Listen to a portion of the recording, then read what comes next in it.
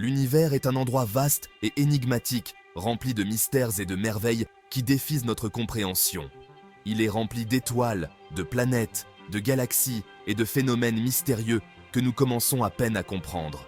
Chaque élément de l'univers, des plus petites particules aux plus grandes structures, obéit à des lois physiques fondamentales.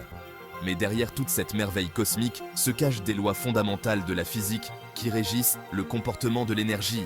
Ces lois sont essentielles pour expliquer comment l'univers fonctionne et évolue. C'est là qu'intervient la thermodynamique, une branche de la physique qui joue un rôle crucial dans notre compréhension de l'énergie. La thermodynamique est essentiellement l'étude de l'énergie et de ses transformations. Elle nous permet de comprendre comment l'énergie se déplace et change de forme dans différents systèmes. C'est une branche de la physique qui traite de la chaleur, de la température, du travail et de leurs interrelations. Ces concepts sont fondamentaux pour expliquer de nombreux phénomènes naturels et technologiques. Du plus petit atome à la plus grande étoile, les lois de la thermodynamique sont universelles et inviolables. Elles s'appliquent à toutes les échelles, des interactions microscopiques aux processus cosmiques. Elles dictent comment l'énergie circule dans un système, qu'il s'agisse d'une simple tasse de café qui refroidit, ou d'une réaction nucléaire complexe alimentant une étoile. Ces lois nous aident à comprendre les mécanismes sous-jacents de nombreux phénomènes. L'une des idées clés de la thermodynamique est le concept de système et de son environnement. Un système peut être défini comme une partie de l'univers que nous voulons étudier. Un système peut être tout ce que nous définissons comme tel, un verre d'eau, un moteur de voiture ou même la Terre entière. Chaque système a des frontières qui le séparent de son environnement. Tout ce qui se trouve en dehors du système est considéré comme son environnement. Les interactions entre le système et son environnement sont cruciales pour comprendre les échanges d'énergie. La thermodynamique nous aide à comprendre comment l'énergie est échangée entre un système et son environnement sous forme de chaleur et de travail. Ces échanges sont essentiels pour le fonctionnement de nombreux processus naturels et technologiques. Comprendre la thermodynamique est crucial pour appréhender l'univers et la place que nous y occupons. Cela nous permet de voir comment l'énergie influence tout, des plus petites particules aux plus grandes structures cosmiques. Cela nous permet de concevoir des moteurs plus efficaces, de prédire le comportement des matériaux à différentes températures et même d'étudier l'évolution du cosmos lui-même. Les principes de la thermodynamique sont omniprésents dans notre vie quotidienne et dans les technologies que nous utilisons. Dans la section suivante, nous approfondirons l'un des concepts les plus intrigants de la thermodynamique, l'entropie. Ce concept est essentiel pour comprendre l'ordre et le désordre dans les systèmes énergétiques. Imaginez un jeu de cartes parfaitement ordonné. Chaque carte est à sa place, formant un ensemble harmonieux. Maintenant, mélangez-les soigneusement. Les cartes ne sont plus dans leur ordre initial, n'est-ce pas? Elles sont maintenant dans un état de désordre. Cette simple analogie illustre un principe fondamental de l'univers, le concept d'entropie, qui est omniprésent dans notre quotidien. L'entropie est souvent décrite comme une mesure du désordre ou du caractère aléatoire au sein d'un système. C'est une façon de quantifier le chaos. Plus un système est désordonné, plus son entropie est élevée. Par exemple, les particules de gaz se dispersent naturellement pour occuper tout l'espace disponible. La deuxième loi de la thermodynamique introduit l'idée que l'entropie totale d'un système fermé augmente toujours avec le temps. C'est une loi universelle. Cela signifie que, laissées à elles-mêmes, les choses ont tendance à se désordonner. C'est un processus inévitable. Pensez à votre chambre. Si vous ne faites pas l'effort de ranger, elle devient naturellement plus désordonnée. C'est un exemple simple mais parlant. Ce n'est pas parce que vous êtes désordonné, bien que vous puissiez l'être, mais parce que l'univers tend vers le désordre. C'est une tendance naturelle. La deuxième loi a des implications profondes. Elle influence de nombreux aspects de notre vie quotidienne et de notre compréhension de l'univers. Elle explique pourquoi la chaleur s'écoule toujours des objets chauds vers les objets froids, cherchant à équilibrer les températures.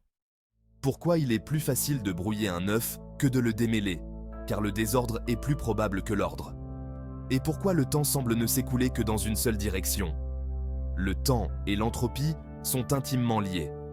Elle nous dit que l'univers est engagé dans une danse constante d'augmentation de l'entropie, passant de l'ordre au désordre. C'est un processus inéluctable. Mais il y a une lueur d'espoir. Même dans un univers en désordre, des poches d'ordre peuvent émerger. Alors que l'entropie globale de l'univers augmente, des poches d'ordre peuvent émerger localement.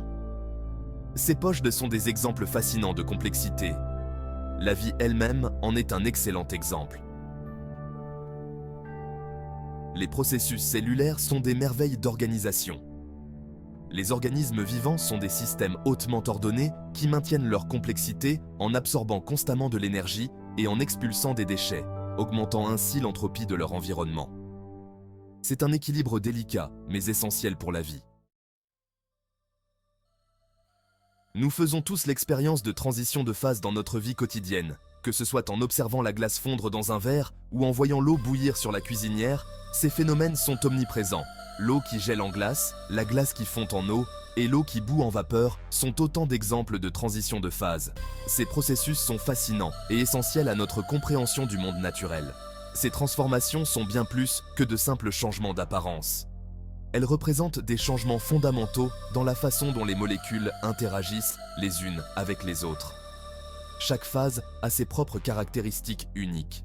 Dans un solide, comme la glace, les molécules sont étroitement liées et ne peuvent vibrer qu'autour de positions fixes. Elles forment une structure rigide et ordonnée. Elles ont une faible énergie et sont liées entre elles par des forces puissantes. Ces forces maintiennent les molécules en place, donnant au solide sa forme et sa dureté. Lorsque nous chauffons la glace, ces molécules gagnent en énergie et vibrent plus vigoureusement. Ce gain d'énergie est crucial pour le changement de phase. Finalement, elles surmontent les forces qui les maintiennent en place et se libèrent de leur structure rigide, passant à l'état liquide. Ce processus est ce que nous appelons la fusion. Dans un liquide, comme l'eau, les molécules ont plus de liberté de mouvement. Elles ne sont plus fixées en place et peuvent se déplacer plus librement. Elles peuvent glisser les unes sur les autres, ce qui confère au liquide leur fluidité caractéristique. Cette liberté de mouvement est ce qui permet au liquide de prendre la forme de leur contenant. Lorsque nous chauffons l'eau davantage, les molécules gagnent encore plus d'énergie et se déplacent encore plus vite. Ce mouvement accru est un signe que les molécules se préparent à une autre transition de phase. À une certaine température, elles acquièrent suffisamment d'énergie pour surmonter complètement les forces d'attraction qui les unissent et s'échappent dans l'air sous forme de molécules de gaz. Ce processus est connu sous le nom de vaporisation. Ces transitions de phase sont régies par des changements de température et de pression, qui jouent un rôle crucial dans la détermination de l'état d'une substance, qui affecte l'équilibre entre l'énergie des molécules et les forces qui les maintiennent ensemble. Comprendre cet équilibre est essentiel pour prédire et contrôler les transitions de phase.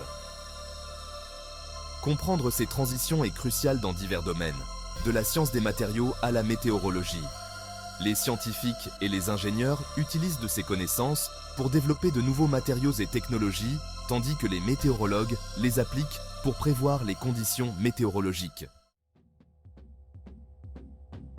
Section 4. Zoom sur les molécules. Le monde microscopique de la mécanique statistique. Jusqu'à présent, nous avons exploré la thermodynamique d'un point de vue macroscopique, en nous concentrant sur des propriétés observables, comme la température, la pression et le volume. Mais que se passe-t-il au niveau microscopique? C'est là qu'intervient la mécanique statistique. La mécanique statistique établit un pont entre le monde macroscopique de la thermodynamique et le monde microscopique des atomes et des molécules. Elle utilise des méthodes statistiques pour relier le comportement moyen d'un grand nombre de particules aux propriétés macroscopiques du système qu'elles composent. Imaginez un récipient rempli de molécules de gaz. Chaque molécule se déplace de manière aléatoire, entrant en collision avec d'autres molécules et les parois du récipient. La mécanique statistique nous permet de prédire la vitesse moyenne des molécules, leur énergie cinétique moyenne et comment ces propriétés microscopiques sont liées à des grandeurs macroscopiques comme la pression et la température. En considérant la distribution statistique des énergies et des positions d'un grand nombre de particules, la mécanique statistique fournit un outil puissant pour comprendre le comportement de la matière. Elle nous permet de relier les propriétés macroscopiques que nous observons au comportement microscopique sous-jacent des atomes et des molécules. Section 5. Une distribution célèbre. Dévoiler la distribution de Maxwell-Boltzmann. L'un des concepts clés de la mécanique statistique est l'idée de fonction de distribution. Cette fonction nous indique la probabilité de trouver une particule avec une énergie ou une vitesse particulière.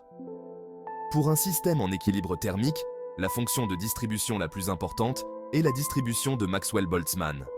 La distribution de Maxwell-Boltzmann décrit la distribution des vitesses des particules dans un gaz à une température donnée.